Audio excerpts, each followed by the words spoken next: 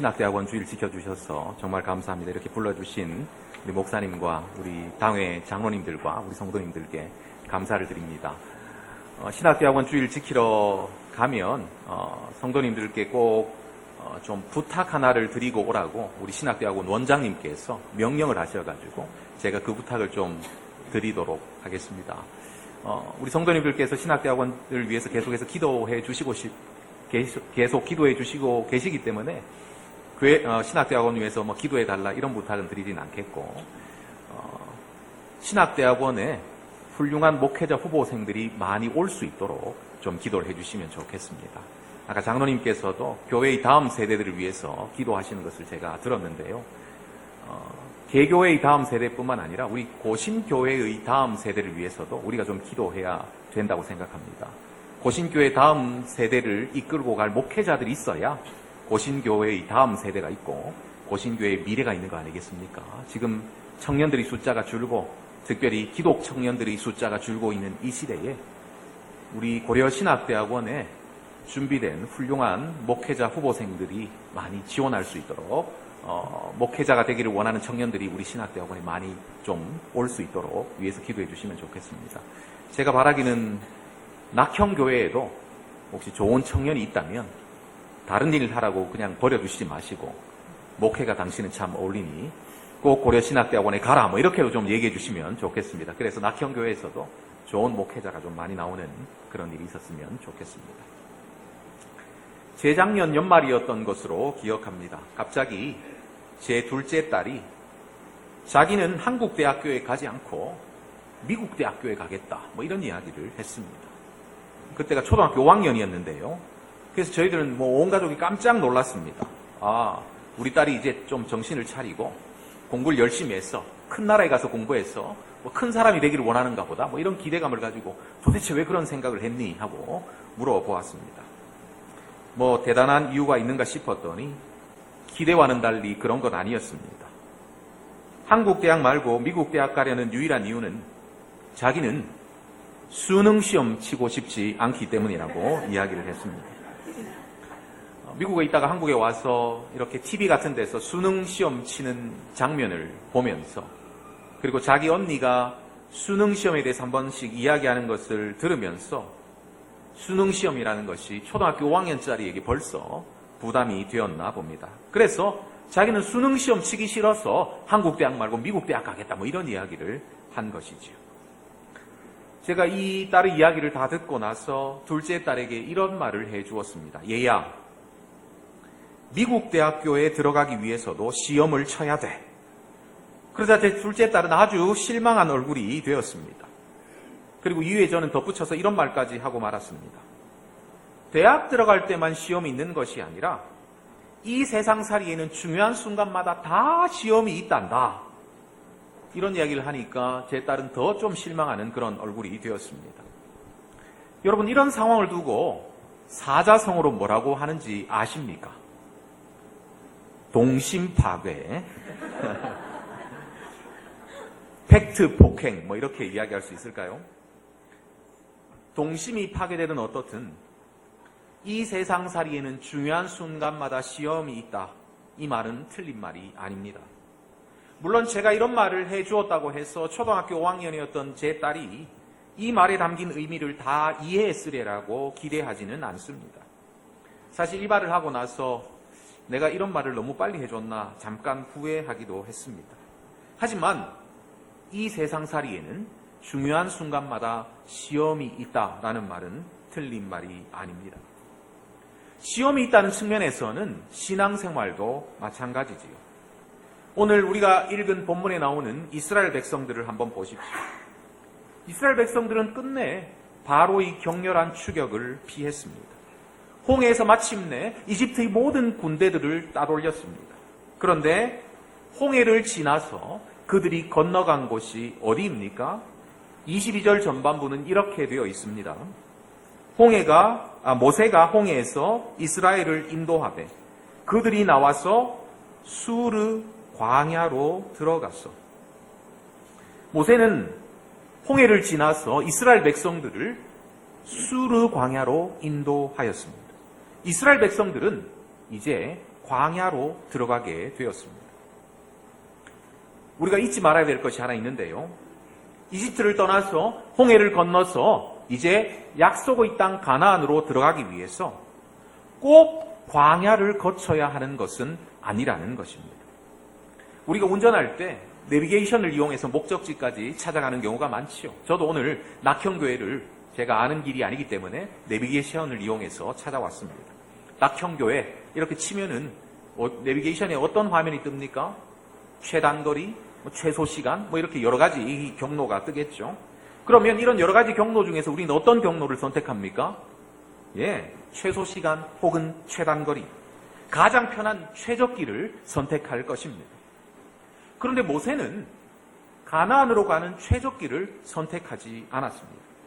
가나안으로 갈 수 있는 경로는 이 광야를 지나서 가는 길 말고 다른 길도 있었습니다.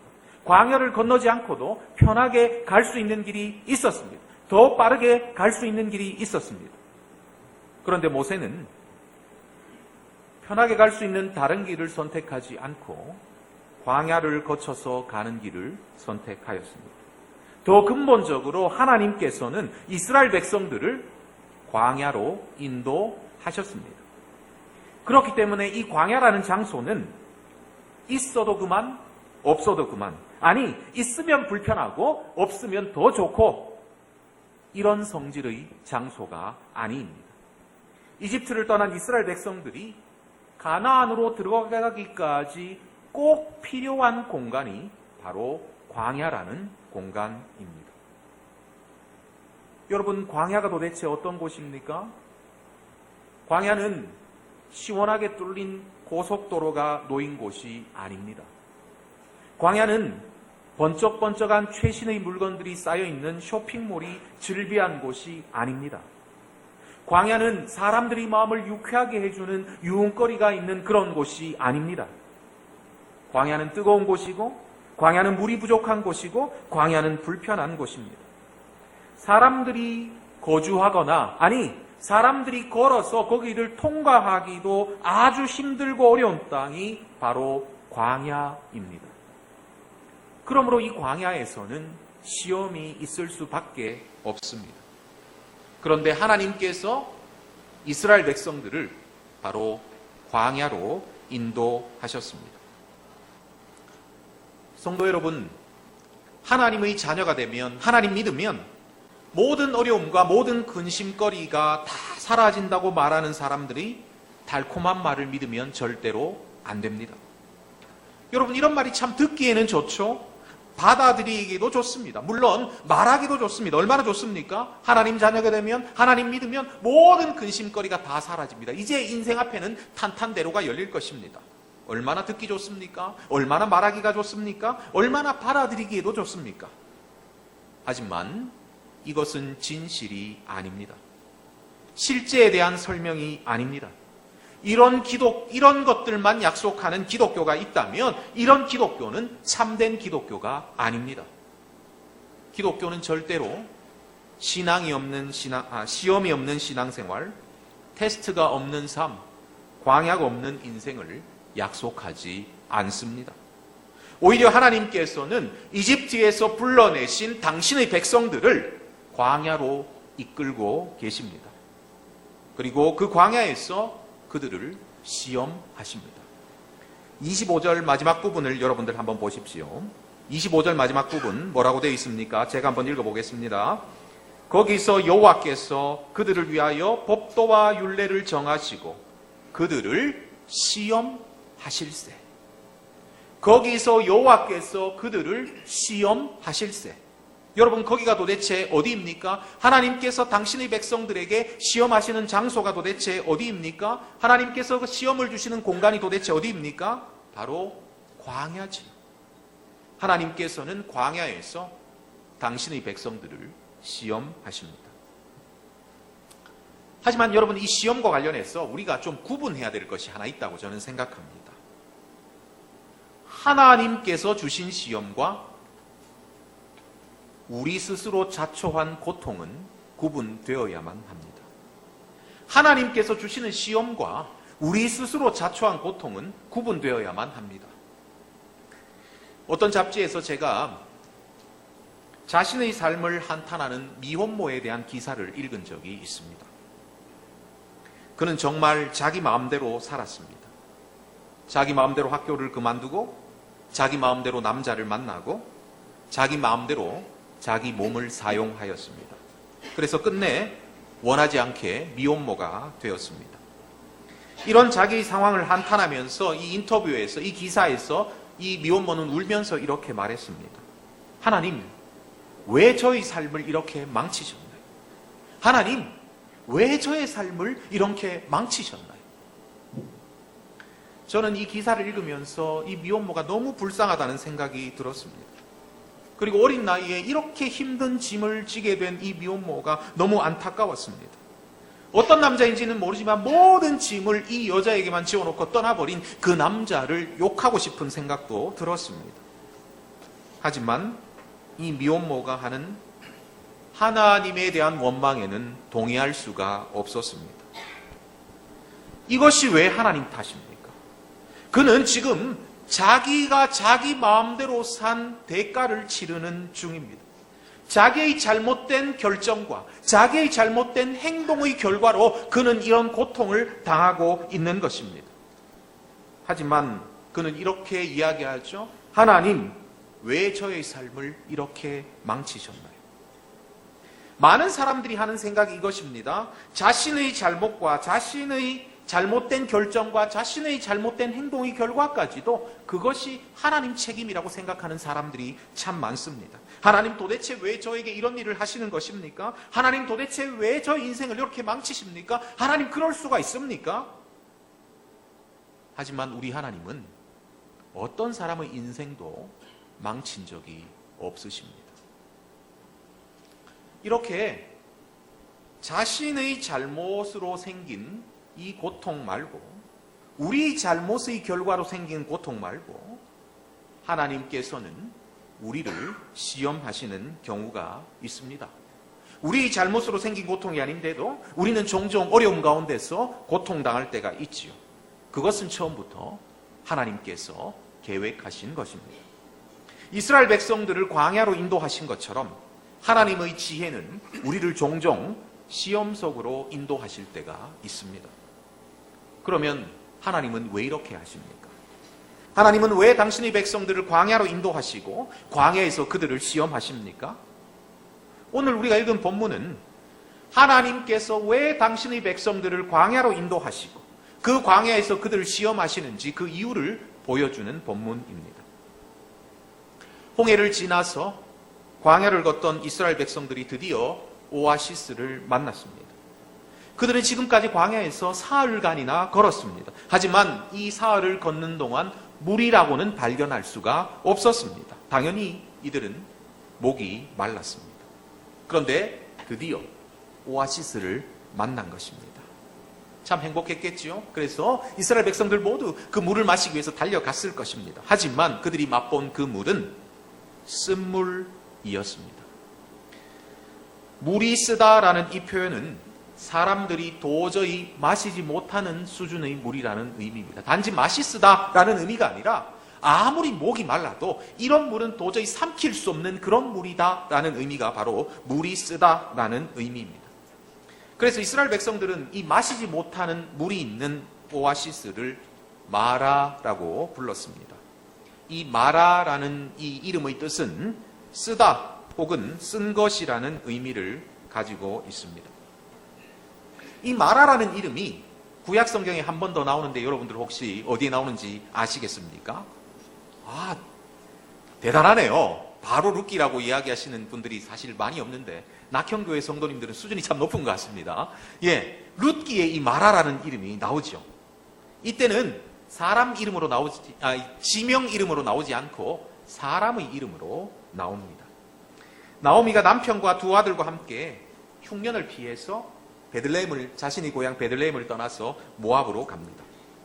흉년을 피해서 간 모압에서 나오미가 어떤 일을 겪습니까? 남편을 잃지요. 그리고 두 아들도 잃었습니다.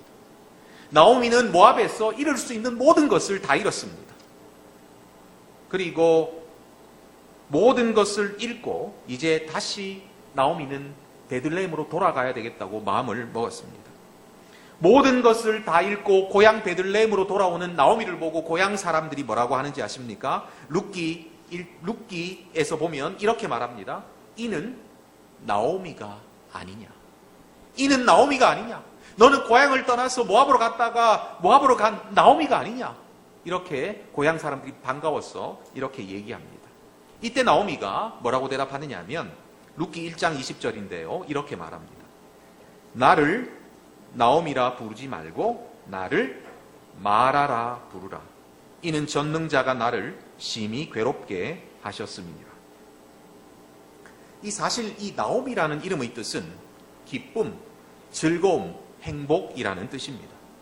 그래서 사람들이 자신을 나오미라고 불렀을 때 자신을 나오미라고 부르지 말라고 못하겠습니다. 왜 그렇습니까? 자신의 상황이 지금 기쁨, 행복, 즐거움이 아니기 때문이죠. 모압에서 모든 것을 다 잃고 돌아오는 자신의 상황이 기쁨, 즐거움, 행복이겠습니까?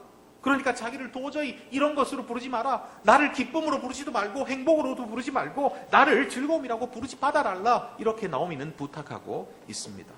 대신에 나오미는 뭐라고 불러달라고 얘기합니까? 자신을 마라라고 불러달라고 말합니다. 마라라는 이 말은 쓴 것이라는 의미도 있지만 괴로움, 슬픔, 고통이라는 의미도 있습니다. 그렇습니다. 나오미는 지금 마라의 상황을 살고 있습니다. 괴로움과 슬픔, 고통의 상황이 바로 나오미의 상황입니다. 그래서 나오미는 자신을 나오미라고 부르지 말고 자신을 마라라 불러다오, 나를 고통이라고 불러다오, 나를 괴로움이라고 불러다오, 나를 슬픔이라고 불러다오 라고 이웃들에게 부탁한 것이죠. 이스라엘 백성들이 이 오아시스를 마라라고 부른 것도 이런 의미일 것입니다.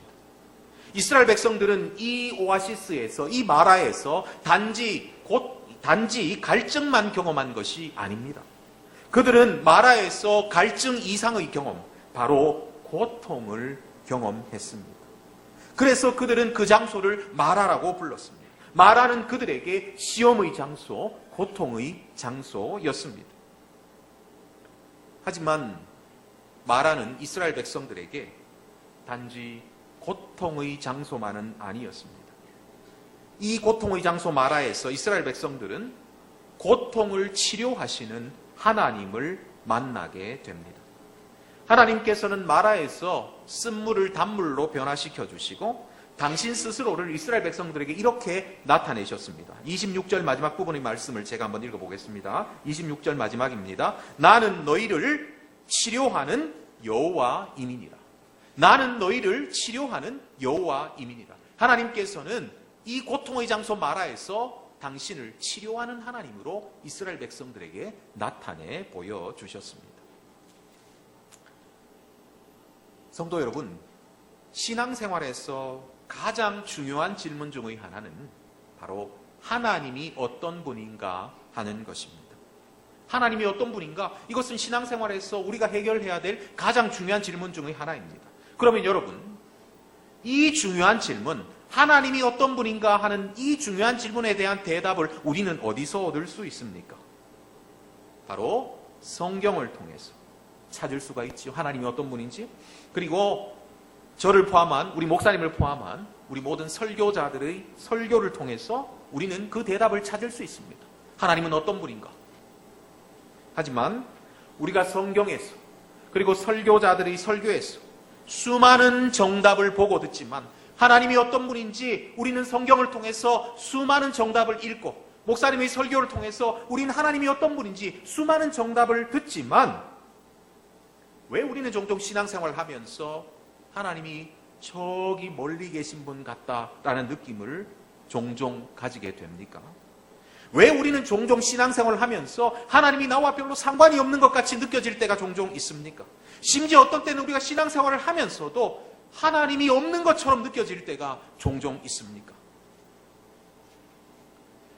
바로 성경이 말하는 그 정답을, 설교자가 말하는 그 정답을 내가 스스로 경험하지 못했기 때문입니다.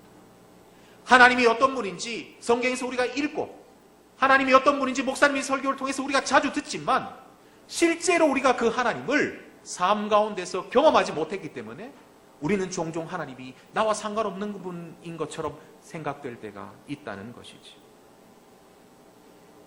신학교육을 마칠 무렵 하나님에 대해서는 더 많이 알게 되었지만 하나님을 사랑하는 마음은 오히려 처음 시작할 때보다 더 줄어든 것 같다고 말하는 이런 신학생들이 종종 있습니다. 물론 우리 학교는 그렇지 않지만 다른 학교 얘기입니다. 이와 같은 현상에 대해서 도널드 코건이라는 신학자는 이런 말을 했습니다. 머리에서 가슴으로 가는 길이야말로 우리가 아는 가장 멀고 힘겨운 길 중에 하나일지도 모른다.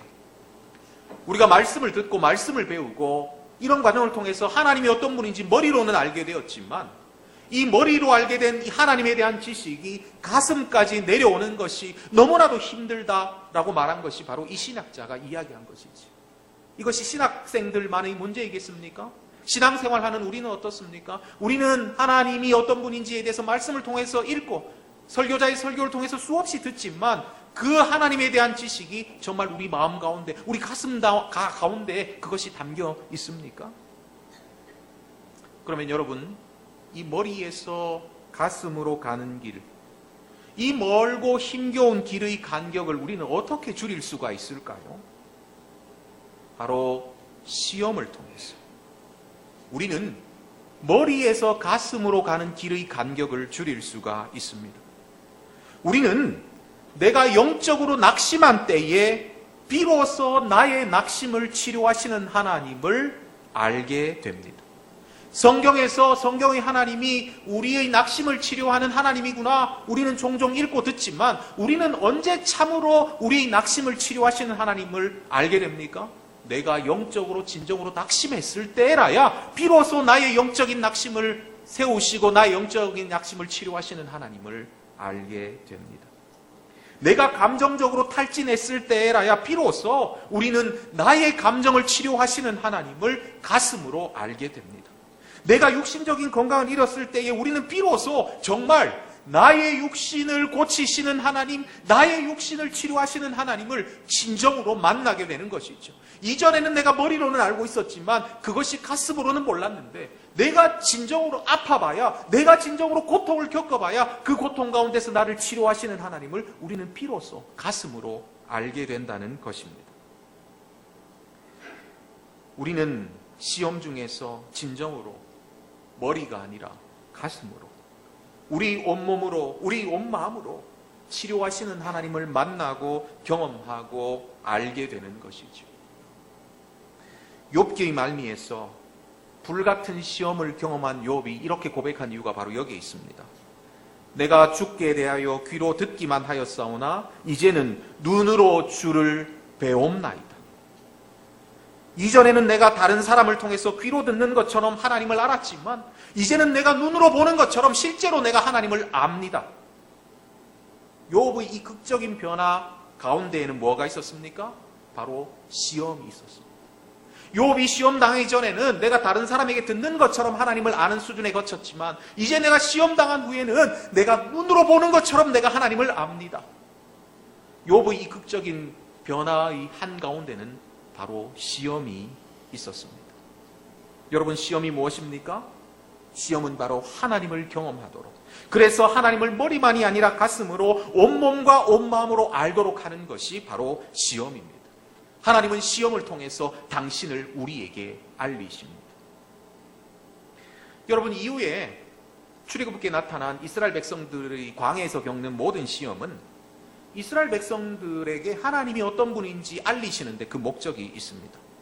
다음 장인 16장에는 이스라엘 백성들이 굶주림을 체험합니다. 그 굶주림을 통해서 하나님께서 이스라엘 백성들을 시험하시죠. 그리고 그 굶주림에 시달리는 이스라엘 백성들에게 하나님께서는 광야를 먹여주십니다. 만나를 먹여주십니다. 만나를 내려주십니다. 이 시험을 통해서 이스라엘 백성들은 먹을 것을 주시는 하나님을 진실로 인식하고 체험하고 알게 됩니다. 당신의 생존을 책임지고 계시다는 것을 그들은 이 시험을 통해서 온 마음과 온 마음으로 체험하게 되는 것이죠. 이스라엘 백성들이 당하는 시험에는 언제나 이런 패턴이 반복됩니다. 그들이 시험을 겪습니다. 그리고 그 시험을 통해서 하나님이 어떤 분인지를 깨닫게 됩니다. 하나님의 지혜는 하나님의 백성들이 하나님을 가슴으로 온몸과 온마음으로 깨닫도록 하기 위해서 그들을 시험으로 인도하십니다. 하나님은 시험을 통해서 당신을 당신의 백성들에게 알리십니다. 별은 언제나 하늘 위에 떠 있죠. 낮에나 밤이나 언제나 말입니다. 하지만 낮에는 우리가 하늘 위에 떠 있는 별을 보지 못합니다. 그러나 밤이 되어서 햇빛이 사라지면 캄캄한 밤하늘을 배경으로 반짝반짝 빛나는 별들을 우리가 볼 수 있습니다. 별이 존재하는 데는 어둠이 필요하지 않습니다. 하지만 우리가 별을 보아서 별이 그 자리에 있다는 것을 알기 위해서는 바로 어둠이 필요합니다. 마찬가지지요. 하나님이 존재하는 데는 어떤 시험도 아무것도 필요하지 않습니다. 하지만 우리가 하나님을 보고 느끼고 하나님을 알고 체험하기 위해서는 시험이라는 배경막이 필요합니다. 성도 여러분, 혹시 여러분들 가운데 시험 중에 계신 분이 계십니까? 이스라엘 백성들처럼 광야로 들어선 분이 계십니까? 마라에서 혹시 고통과 어려움을 당하고 계시는 분들이 계십니까? 여러분, 낙심하지 마십시오. 왜 우리는 광야에서 마라에서 낙심하지 않을 수 있습니까? 여러분은 그 광야에서 마라에서 그 시험을 통해서 하나님이 어떤 분인지를 온 마음과 온 몸으로 알게 될 것이기 때문입니다. 우리는 시험을 통해서 우리는 시험을 통해서만이 하나님을 제대로 알 수가 있습니다. 우리는 시험을 통해서 우리 부모의 하나님, 우리 목사님의 하나님, 우리 부모님의 하나님이 아니라 비로소 내 자신의 하나님이 어떤 분인지를 알게 될 것입니다. 하나님의 지혜는 우리를 하나님을 온 마음으로 온 몸으로 알도록 하기 위해 하나님을 우리에게 알리시기 위해서 우리를 시험으로 인도하십니다. 하나님의 지혜가 우리를 시험으로 인도한다는 것을 믿는 자들은 시험 중에서 보통 사람들과는 다른 반응을 보이지요. 대부분의 사람들은 이 마라의 쓴물 앞에서 마라의 고통과 시험 앞에서 하나님께 불평하고 원망했습니다. 이것이 시험 앞에서 보이는 보통 사람들의 당연한 반응입니다. 하지만 하나님께서 당신의 백성들을 시험 가운데로 인도한다는 것을 믿는 자들은 어떤 반응을 보입니까? 그는 시험 중에서 원망 대신 오히려 순종을 선택합니다. 시험 중에서 오히려 불평 대신 순종을 택합니다. 여러분, 모세를 보십시오. 모세는 시험의 상황에서 오히려 하나님께 순종했습니다. 하나님께서는 마라의 쓴물 앞에서 모세에게 한 나무를 지시하시고 그 나무를 물에 던지라고 말씀하셨습니다. 모세는 하나님의 이 말씀에 순종했습니다. 그랬더니 어떤 일이 일어났습니까? 마라의 쓴물이 달게 되어서 모든 백성들이 마실 수 있게 되었습니다. 우리 하나님이 참으로 은혜스러우신 것은 모세 한 사람의 순종을 통해서 이스라엘 백성들 모두에게 당신을 치료의 하나님으로 나타내셨다는 사실입니다. 모세 한 사람의 순종을 통해서 이스라엘 백성들 모두에게 당신을 치료의 하나님으로 나타내시고 그들에게 마실 수 있도록 해주셨다는 사실입니다. 여러분, 한번 생각해 보십시오. 여러분이 시험을 잘못 치르면 여러분의 성적표에는 나쁜 성적이 기록되는 것이 너무나 당연합니다. 여러분과 친한 친구가 시험을 잘 치렀다고 여러분의 성적표에 좋은 성적이 나가는 것은 아니지요. 하지만 오늘 본문에서는 하나님께서 모세가 시험을 잘 봤는데 이스라엘 백성들 모두에게 좋은 성적이 나가도록 해주셨습니다. 하나님께서는 모세 한 사람의 순종을 통해서 이스라엘 백성들 모두를 시험 속에서 건지시고 당신을 그들 모두에게 치료의 하나님으로 나타내셨습니다. 여러분, 이것이 바로 은혜입니다. 사실 이스라엘 백성들이 광야 생활은 원망과 불평의 연속이었습니다. 오늘 본문 말씀 속에서 목마르다고 불평했던 그들은 물을 마시자마자 또 배고프다고 불평합니다. 그리고 또 만나로 배가 부르자마자 이제는 고기가 없다고 불평합니다. 그들의 광야 생활 가운데 불평거리는 언제나 그들과 함께 존재하는 것이었습니다. 그들의 광야 생활은 원망과 불평의 연속이었습니다. 하지만 이렇게 원망하고 불평하는 이스라엘 백성들이 끝내 광야를 지나서 약속의 땅 가나안으로 들어갈 수 있었던 이유가 도대체 무엇입니까? 바로 그 불평하고 원망하는 이스라엘 백성들이 한 가운데 순종하는 한 사람 모세가 있었기 때문입니다. 순종하는 한 사람 이 모세 때문에 하나님께서는 이스라엘 백성들 모두를 약속의 땅 가나안으로 인도해 주셨습니다. 하나님께서는 순종하는 한 사람 모세 때문에 이스라엘 백성들 모두에게 은혜를 베풀어 주셨습니다. 성도 여러분, 모세보다 더 뛰어나신 분이 계시다는 것 알고 계십니까? 히브리서 3장 1절부터 3절까지 말씀입니다. 형제들아, 우리가 믿는 도리의 사도이시며 대제사장이신 예수를 깊이 생각하라. 그는 자기를 세우신 이에게 신실하시기를 모세가 하나님의 온 집에서 한 것과 같이 하셨으니 그는 모세보다 더욱 영광을 받을 만한 것이 마치 집 지은 자가 그 집보다 더욱 존귀함 같으니라. 맞습니다. 예수 그리스도는 모세보다 훨씬 더 뛰어나신 분이십니다. 모세가 집이라면 예수님은 이 집을 세우신 분이라고 말하고 있습니다. 예수 그리스도께서는 모세보다 더 뛰어나신 분이십니다. 그런데 이 모세보다 더 뛰어나신 분이 우리 사도가 되시고 우리 대제사장이 되십니다. 우리에게는 예수 그리스도께서 계십니다. 우리 광야길에는, 우리의 시험 중에는 모세보다 더 뛰어나신 예수 그리스도, 하나님의 아들 예수 그리스도께서 계십니다. 이스라엘의 광야길에 모세가 있었다면 우리의 광야길에, 우리의 거친 인생길 가운데서는 하나님의 아들이신 예수 그리스도께서 계십니다. 이것이 바로 복음입니다. 사실 우리들 중에 어떤 사람이 광야길을 완벽하게 헤치고 나갈 수 있겠습니까?